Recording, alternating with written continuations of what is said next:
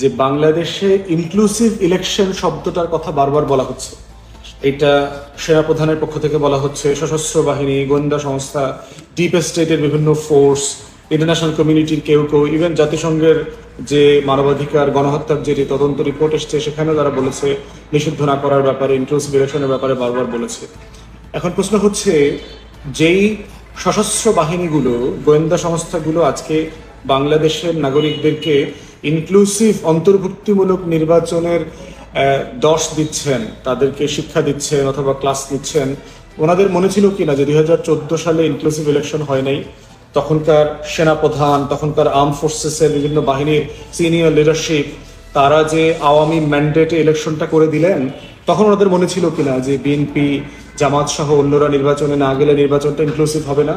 ওনাদের মনে ছিল কিনা আর্ম ফোর্সেস এবং মিলিটারি যে লিডারশিপ আছে এবং গোয়েন্দা সংস্থাগুলো আছে, ডিজিএফআই, এনএসআই, ওনাদের মনে ছিল কিনা যে 2018 সালের রাতের ভোটের নির্বাচনটা যে ইনক্লুসিভ হবে না?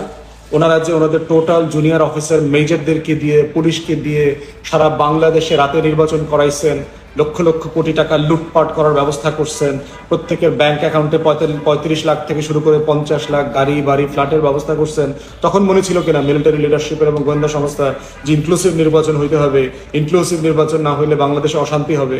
ওনাদের মনে ছিল কিনা 2011 সালে যখন তত্ত্বাবধায়ক ব্যবস্থা, রাজনীতির যে একটা অল পার্টি সেটেলমেন্ট ছিল, সেটা বাতিল করলে বাংলাদেশে যে অনিশ্চয়তা তৈরি হবে, অস্থিরতা তৈরি হবে, সেটা তখন ওনাদের মনে ছিল কিনা?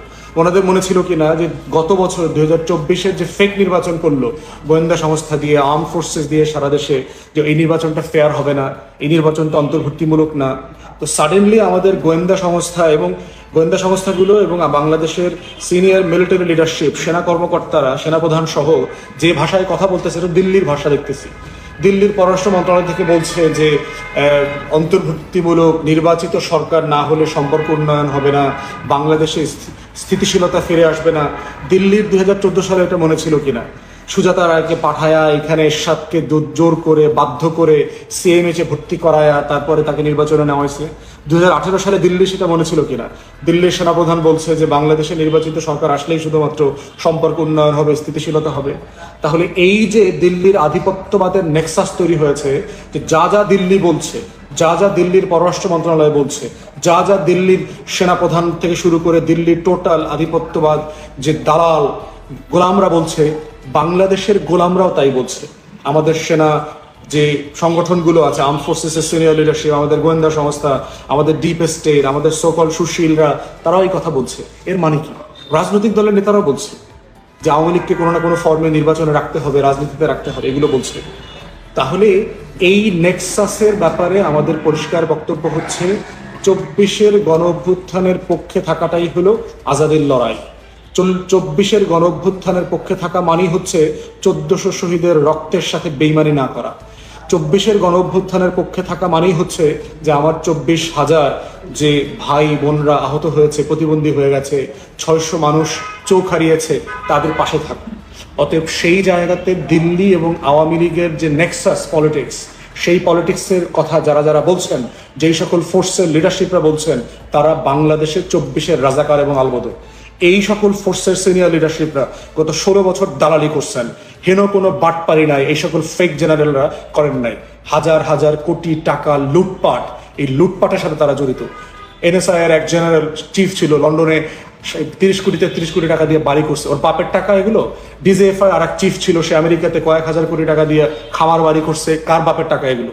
বাংলাদেশের জনগণের টাকা, মানি লন্ডারিং এর টাকা এগুলো। অতএব সেই যে আর্ম ফোর্সেসকে বলছি, politics is not your business. ট্যাক্সের টাকায় দিয়ে আপনাদেরকে পোষা হয়, জনগণের সার্ভিসে আপনারা জান কোরবান করবেন এটার জন্য, নাথিং এলস। এর মানে এটা বলছি না যে বাংলাদেশ আর্ম ফোর্সেসের সকল অফিসার জওয়ানরা এই অভিযোগে অভিযুক্ত। যারা জুনিয়র লেভেলের কমান্ডিং অফিসার্স আছেন, সিপাহীরা আছেন, জওয়ানরা আছেন, তারাই গণ অভ্যুত্থানের পক্ষে শক্তি। ক্রিমিনাল হচ্ছে কর্নেল থেকে অ্যাবাভ, যারা আওয়ামী লীগের আমলে 5 আটা গোলামি করে বাংলাদেশকে দিল্লির কাছে দাসখত রেখে প্রমোশন পাইছেন, পদ পাইছেন, পদায়ন হয়েছে।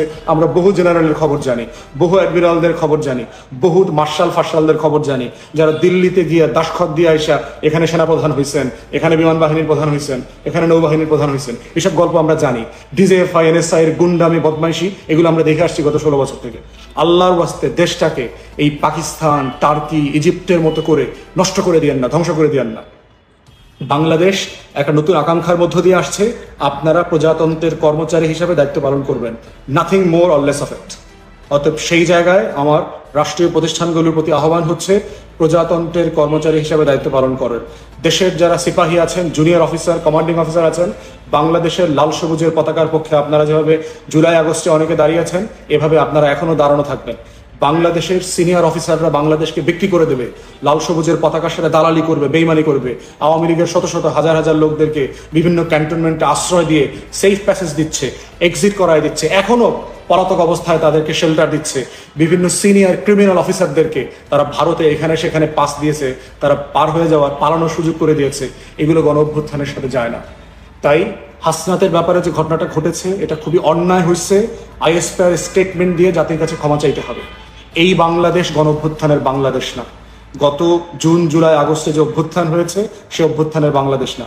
দয়া করে রাজনীতিতে মাথা গলাবেন না, নাক গলাবেন না। This is not your business. তৃতীয় কথা হচ্ছে, জুনিয়র অফিসাররা যদি কেউ পলিটিক্স করে, সিপাহীরা যদি পলিটিক্স করে, তাহলে আপনারা কি করেন? আপনারা ডিসমিস করে দেন না? হাজার হাজার জওয়ানদেরকে, অফিসারদেরকে আপনারা গত 16 বছর ধরে আওয়ামী লীগের আমলে ডিএনএ টেস্ট করছেন না, যে আওয়ামী লীগের ভাইরাস আছে কিনা রক্তে? যার রক্তের ভিতরে আওয়ামী লীগের ভাইরাস পাওয়া যায় না, তাদের সবাইকে তো আপনারা বাই করে দিচ্ছেন, বহিষ্কার করছেন, পিএনজি করে দিচ্ছেন, তাদেরকে স্যাক করছেন, ডিসমিস করছেন, পেনশন দেন নাই, বোনাস দেন নাই, হাউজিং ফ্যাসিলিটি দেন না, চিকিৎসা ফ্যাসিলিটি দেন না। হাজার হাজার অফিসাররা এরকম আছে, জওয়ানরা, যাদের জন্য আমরাও লড়াই করছি, যাদের মুসলিম এই অফিসার এবং জওয়ানদের জন্য আমরাও কথা বলছি। ওই তাদেরকে তো আপনারা রাজনীতি করতে দেন নাই, তাহলে আপনারা কেন রাজনীতি করছেন, নাক গলাচ্ছেন এখানে? এই নাক গলানো বন্ধ করেন। এগুলো দেখে মনে হচ্ছে যে আপনারা আজাদিকে ভালোবাসেন না, আপনারা বাংলাদেশকে বিক্রি করতে ভালোবাসেন। গত 16 বছর ধরে এই ধরনের ফেক জেনারেলরা যারা আছে, কর্নেল থেকে অ্যাবভ, এরকম বিশাল অংশ হচ্ছে বাংলাদেশ বিক্রির সাথে জড়িত ছিল। ভালো অফিসার যারা আছেন, আপনাদের প্রতি স্যালুট। কিন্তু এগুলো বন্ধ হওয়া দরকার। পাকিস্তানের এক্সপিরিয়েন্স থেকে শেখেন, টার্কির এক্সপিরিয়েন্স থেকে শেখেন, মিশরের এক্সপিরিয়েন্স থেকে শেখেন। এগুলো একটা দেশের জন্য কল্যাণকর হয় না। আল্লাহর রাস্তায় এখান থেকে বেরিয়ে আসে। ফোর্থ কথা হচ্ছে যে বাংলাদেশে আওয়ামী লীগের পুনর্বাসনের রাজনীতির আগে এটা ডিল করতে হবে যে collectively as a nation and country আমরা আওয়ামী লীগ প্রশ্ন কিভাবে ডিল করব। আওয়ামী লীগ, জাতীয় পার্টি এবং 14 দলীয় এই যে দিল্লির আধিপত্যবাদী শক্তি আছে বাংলাদেশে, যারা বাংলাদেশকে কুরে কুরে বারবার বিক্রি করেছে, অস্থির করেছে, অস্থিতিশীল করেছে, তাদের ব্যাপারে আমাদের একটা ঐক্যমত সিদ্ধান্ত হতে হবে। সেটার জন্য আমি বারবার বলেছি, একটা গণ তদন্ত কমিশন করেন, আওয়ামী লীগ প্রশ্নে মতামত নেন, প্রয়োজনে রেফারেন্ডাম হোক, ঐক্যমতের কমিশনের সাথে মিটিং হতে পারে। প্রধান উপদেষ্টা কোনো অংশীজনের সাথে কথা না বলে আওয়ামী লীগকে এভাবে মাফ করে দেওয়া, আওয়ামী লীগের রাজনীতি নিয়ে কথা বলা, মন্তব্য করাটা অযাচিত মনে হয়েছে এবং আমরা এটা প্রত্যাখ্যান করছি। এটা কোনোভাবেই আমাদের গণ অভ্যুত্থানের পক্ষের শক্তির বক্তব্য না। আওয়ামী লীগ হচ্ছে বাংলাদেশের ন্যাশনাল সিকিউরিটি থ্রেট, জাতীয় নিরাপত্তার হুমকি। জাতীয় নিরাপত্তার হুমকি এমন কোনো সংগঠন, এনটিটিকে কোনো রাষ্ট্র তাকে স্পেস দেয় না, পৃথিবীতে কখনো দেয় না। অতএব সেই জায়গাতে বাংলাদেশের বিদেশ নীতি, প্রতিরক্ষা নীতি নতুন করে ডিভাইস করতে হবে। এর মানে এটা বলছি না যে নির্বাহী আদেশে আওয়ামী লীগকে নিষিদ্ধ করা হোক। আমরা চাচ্ছি গণতদন্ত কমিশনের মাধ্যমে মতামত নেন, ঐক্যমত কমিশনের মাধ্যমে মতামত নেন, প্রয়োজনে রেফারেন্ডাম করেন, জুডিশিয়াল প্রসেসকে ইনভলভ করেন, ইনভলভ করে আওয়ামী লীগ প্রশ্নে রিজলভ করতে হবে।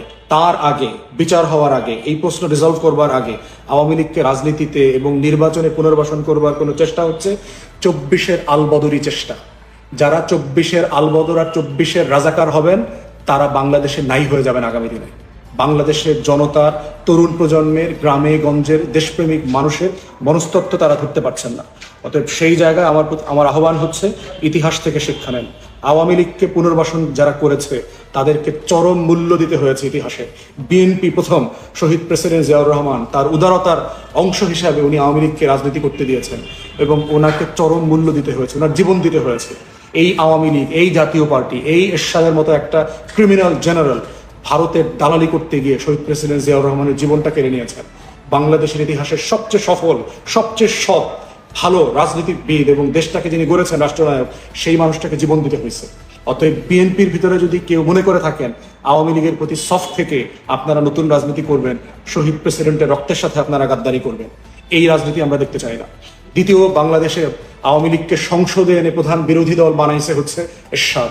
এরশাদের পরিণত দেখেন, জাতীয় পার্টি আজকে কেকের পিসের মতো হয়েছে, পিজার মতো 6, 7, 8 টুকরা হয়েছে, কোনো টুকরার সাথে কেউ কাউকে চিনে টেনে না আর কি, এরকম। এরপরে বাংলাদেশে এই বিএনপিকে, এই আওয়ামী লীগকে পুনর্বাসন করছে হচ্ছে জামাত। 1994, 95, 96 সালে জামাত যে মূল্য দিচ্ছে জামাতের ইতিহাসে এত মূল্য দেয় নাই গত 16 বছরে। জামাত শিবিরের হাজার হাজার নেতাকর্মী শহীদ হয়েছেন, জীবন দিচ্ছেন, প্রতিবন্ধী হয়েছেন, এবং যা কিছু নাই তাই হয় না, এমন কিছু নাই যেটা জামাত শিবিরের উপরে হয় নাই। এরপরে এই আওয়ামী লীগকে পুনর্বাসন করেছে 111-এর সরকার, বাংলাদেশের সিভিল ব্যুরোক্রেসি, মিলিটারি ব্যুরোক্রেসি, বাংলাদেশের গণমাধ্যম, সুশীলরা সবাই মিলে সেই বাংলাদেশে দেখেন আমার প্রত্যেকটা প্রতিষ্ঠান ধ্বংস করে দিয়ে আওয়ামী লীগের এই গোলামরা পালাইছে ওর প্রভুর দেশে। অতএব আমরা যারা আজাদির পক্ষের মানুষ, আমরা যারা লাল সবুজের পতাকাকে ধরে রাখার পক্ষের মানুষ, আমরা যারা গণ অভ্যুত্থানের পক্ষের মানুষ, এই মৌলিক প্রশ্নগুলোতে আমাদের স্বাধীনতা, সার্বভৌমত্ব, আত্মমর্যাদা, আমার জাতীয় স্বার্থ, আমার বিদেশ নীতি, আমার প্রতিরক্ষা নীতিতে আমাদেরকে একমত হইতে হবে। তারপরে আমাদের নিজেদের ভিতরকার যে রাজনৈতিক প্রতিদ্বন্দ্বিতা আছে, প্রতিযোগিতা আছে, এটা সহনশীলতার সাথে আমরা সবাই করবো। এক দল আরেক দলের পলিসির সমালোচনা করবো, কোনো সমস্যা নাই। কিন্তু আওয়ামী লীগ প্রশ্নে আউটরাইট কোনো প্রসেস ফলো না করে, জনগণের মতামত না নিয়ে পুনর্বাসন করা, রাজনীতি নির্বাচনে আনার অপচেষ্টাটা হবে দিল্লিকে বাংলাদেশে ফেরায় নিয়ে আসা, 1400 শহীদের রক্তের সাথে গাদ্দারি করা, বেইমানি করা। এবং এই বেইমানদেরকে ইতিহাস ক্ষমা করে নাই। এরাই হচ্ছে বাংলাদেশের 2024 এবং 25 সালের মির্জাফর। সে ব্যুরোক্রেটিক হোক, সে মিলিটারি অফিসার হোক, সে রাজনৈতিক কর্মী হোক, সে যে হোক, সে সুশীল হোক, এরা হচ্ছে মির্জাফর, এরা হচ্ছে আলবদর, এরা রাজাকার। অতএব এদের থেকে বাংলাদেশের আজাদিকে রাখতে হবে, সেফগার্ড করতে হবে, নিরাপদ রাখতে হবে, এবং আমাদের লড়াই চালিয়ে যেতে হবে।